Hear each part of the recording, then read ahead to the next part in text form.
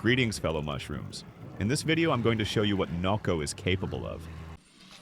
Spoiler: even with a minimal setup, he is basically immortal and can obliterate almost anything in seconds.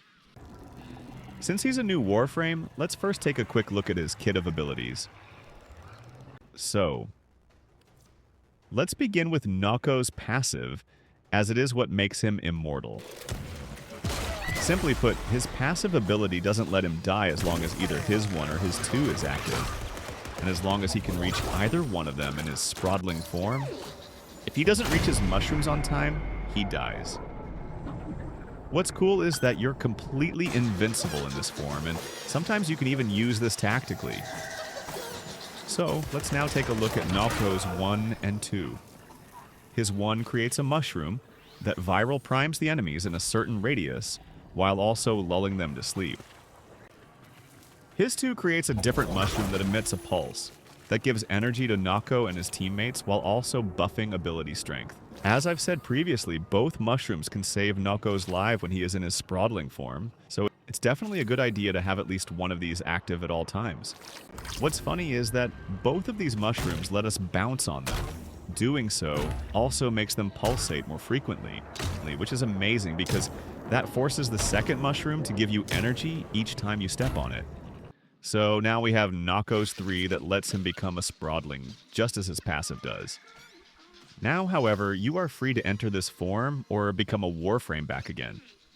In my opinion, it's the weakest of his skills, simply because of his passive that lets him do almost the same thing. However, there are still a few nice synergies that can make this ability useful. Namely, the Arcane Crepuscular that boosts crit damage while Nokko is in his sprawling form, or Rolling Guard that lets Nokko go in and out of this form while staying invincible all of the time. That would require perfect timed dodges though. Alright, moving on to Nokko's ult. It's definitely the strongest ability that he has. What it does is it lets Nokko throw up to 3 mushroom balls that seek out enemies and deal toxin damage while also applying forced toxin status effects. A bonus feature of these balls is that if they contact Nokko's 1 or 2, they make the mushrooms pulsate even faster. And also the strength buff of his 2 doubles, making the cap of the ability strength buff go up to 300%. What makes this ability truly insane is the following. As long as there are enough enemies, each ball will bounce between them up to 10 times.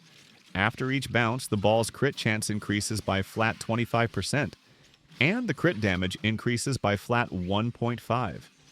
Given that the base stats of the balls are 75% crit chance and 2x crit multiplier, it's basically guaranteed that almost anything in their path will be destroyed after a few bounces, especially with the right setup.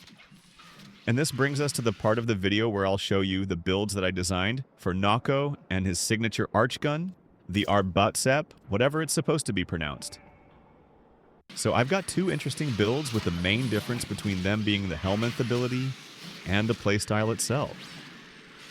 In both cases, I decided to subsume over Nokko's 3 because, as I've said, his passive literally allows him to do almost the same thing. Also, for both setups, the choice of Archon shards is the same. To be honest, Nokko doesn't need them, as he is very self-sufficient and strong with basically any setup. Let's, however, take a look at the first build that I made for him. The main idea of this setup is to always stay invisible by using Shade's Ghost ability, which enables us to use the Arcane Crepuscular that does actually work on Nokko's ult. And you know what else works really well with this Arcane? Wisp's 3, which luckily for us is a Helminth ability. To be honest, the aura slot doesn't really matter.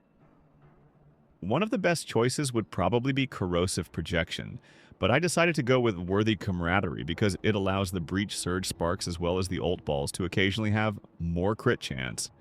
Here's a demonstration of how the whole setup works. You bounce on your 2, throw your 4s at the enemies, but don't cast the ult too often because in this case the balls won't bounce enough times to gain their crit multipliers.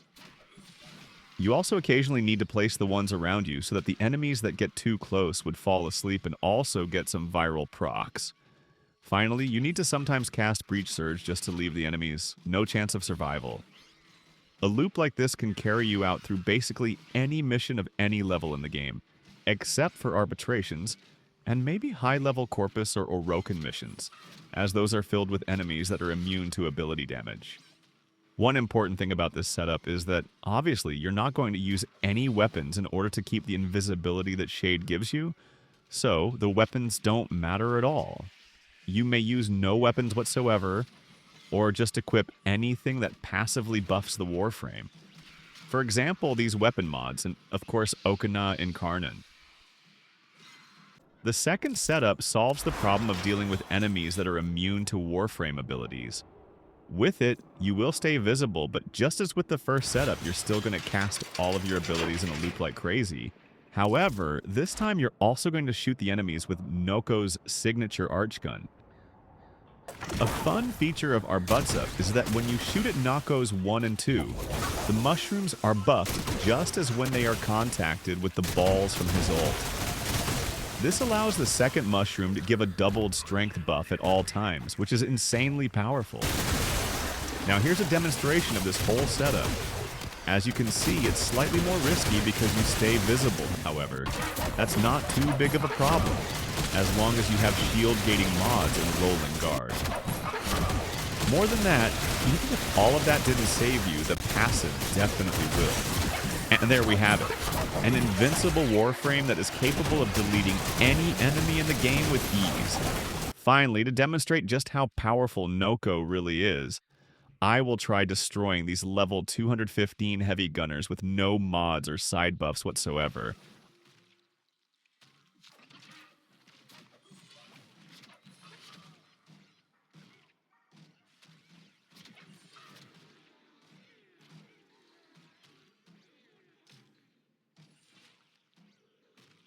I know that those were unrealistic perfect conditions, and that I didn't take the Archon shards off because I was too lazy, but still, that should show something about how insane this frame is. Alright, bye. And until the next video where I'm going to show you the absolute cap of ability range in Warframe using Mag.